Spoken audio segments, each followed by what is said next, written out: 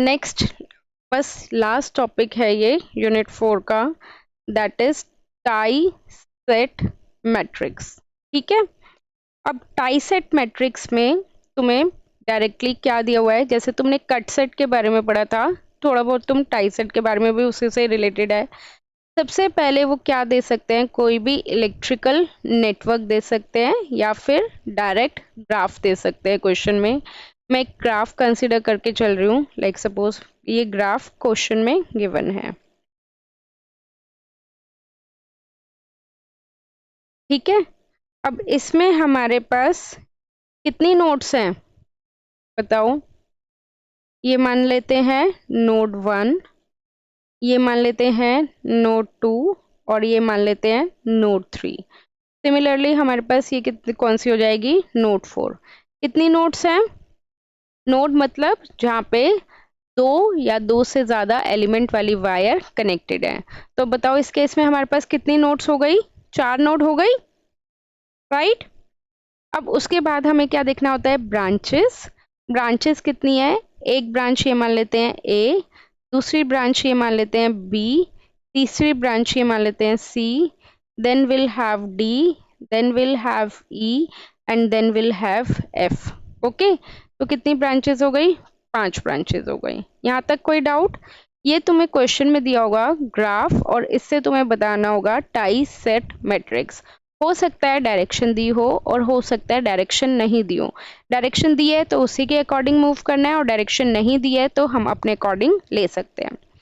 अब ग्राफ से हमें क्या बनाना होता है, ट्री।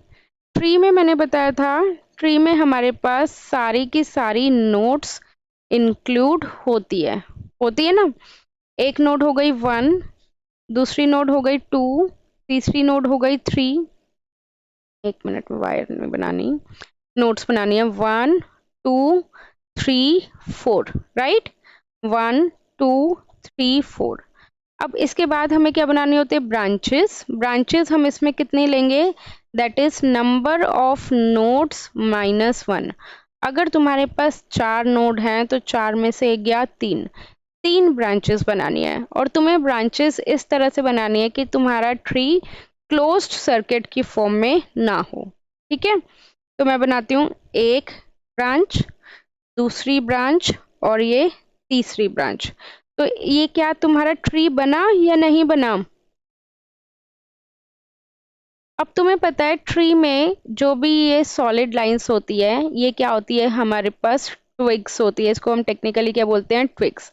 तो बी डी ई क्या है, ट्विग्स है। बाकी के मैं अगर कंप्लीट करूंगी डॉटेड लाइन से तो ये क्या है, हमारे पास लिंक्स हैं। तो इसका मतलब हमारे पास ये वाली क्या है सी, ये क्या है एफ और ये क्या है ए। तो ए एफ सी ये क्या हो गई, हमारे पास लिंक्स हो गई, लिंक्स हो गए। ठीक है, यहाँ तक कोई दिक्कत, टेल मी, इसमें कोई डाउट हो तो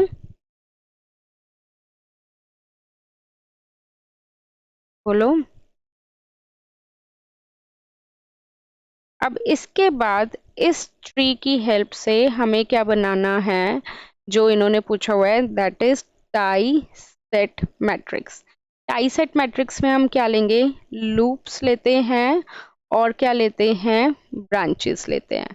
अब तुम्हें पता है यहाँ पे कितनी ब्रांचेस हैं, A B C D E F, 5 branches हैं। और तुम्हें दिख रहा है कि यहाँ पे कितने लूप्स हैं हमारे पास। लूप बोले तो जैसे कि फर्स्ट ईयर में तुमने बनाए थे कि ये क्लोज सर्किट है, तो ये मान लेते हैं लूप 1, ये वाला मान लेते हैं हम लूप 2 और ये वाला मान लेते हैं हम लूप 3। ठीक है, अब लूप 1 की डायरेक्शन, लूप 2 की डायरेक्शन और लूप 3 की डायरेक्शन हमें ऐसे रैंडमली नहीं लेनी, जो उससे कनेक्टेड ट्विग है उसके ही अकॉर्डिंग लेनी है। ठीक है, अब देखो ध्यान से देखो, एक कोई भी अगर 2 ट्विक कनेक्ट है तो कोई भी एक ट्विक के अकॉर्डिंग ले लूं। जैसे अगर मैं ऊपर वाले लूप की बात करूं तो ऊपर वाला लूप ये है, राइट। तो इससे कौन सी ट्विक कनेक्ट है, एक बी कनेक्ट है और एक ई कनेक्ट है, तो इसकी डायरेक्शन मैंने बी के अकॉर्डिंग ले ली। क्लियर? इसी तरह अगर तीसरे लूप की बात करेंगे तो ये तुम्हारा तीसरा लूप होएगा, सॉरी दूसरा लूप होएगा, और ये तुम्हारा थर्ड लूप होएगा, राइट? तो इसको लिख देते हैं L1 L2 L3। यहाँ तक बोलो, कोई दिक्कत? 3 लूप्स हैं, लूप की डायरेक्शन ट्विक के अकॉर्डिंग, अगर 2 ट्विक हो रहे हैं तो कोई भी एक ट्विक के अकॉर्डिंग अपने अकॉर्डिंग ले सकते हो, ठीक है? अब मुझे ये बताओ लूप 1 से तुम्हारी कौन कौन सी ब्रांचेस कनेक्टेड हैं, बताओ। मैं थोड़ा सा डायग्राम बना बड़ा कर देती हूँ।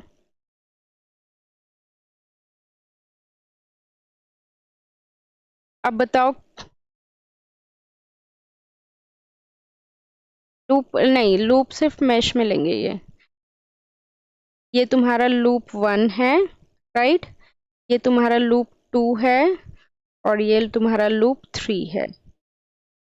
मैश वो लूप हो जाएगा, मतलब टेक्निकली मैश में एक छोटे से छोटे क्लोज्ड पाथ को हम यहाँ पे क्या बोल रहे हैं, लूप। अगर पूरा बड़ा लेंगे तो वो छोटे से छोटा क्लोज्ड पाथ नहीं रहेगा, वो अलग है, कोइंसिडेंस मैट्रिक्स से रिलेटेड है। ये हमारा टाई सेट मैट्रिक्स से रिलेटेड है।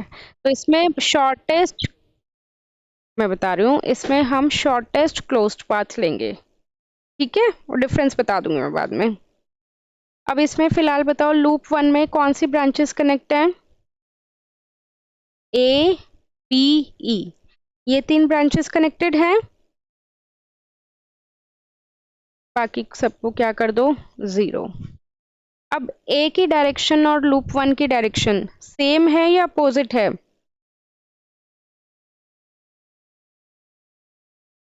तो पॉजिटिव 1। बी की डायरेक्शन और लूप 1 की डायरेक्शन सेम है या अपोजिट है?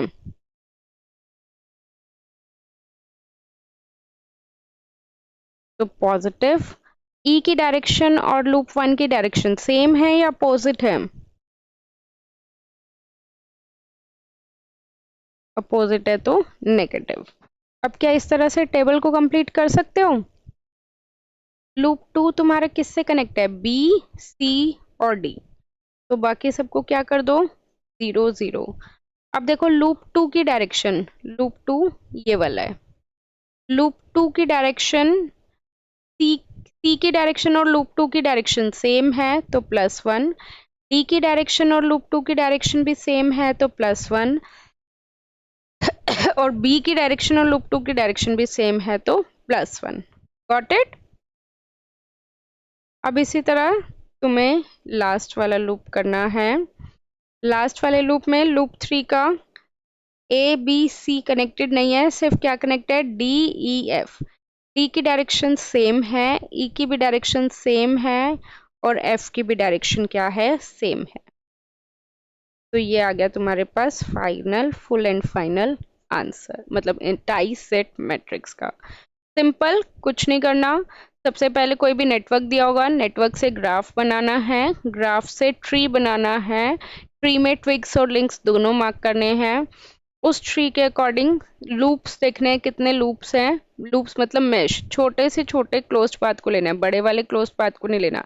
मतलब मान लो ये तुम्हारा घर है, तो इस घर में जो तुम्हारा रूम है वो लेना है, ये एक रूम है, दूसरा रूम ये है और तीसरा रूम ये है। 3 रूम है तो 3 लूप बनेंगे, 4 रूम होते तो 4 लूप बनते। बड़े वाले सर्किट को नहीं लेना, छोटे से छोटे उसको लेना है और ब्रांचेस को लेना है, वही जो कनेक्टेड है उसको डायरेक्शन सेम है तो +1 कर देना, डायरेक्शन अपोजिट जा रही है तो -1 कर देना।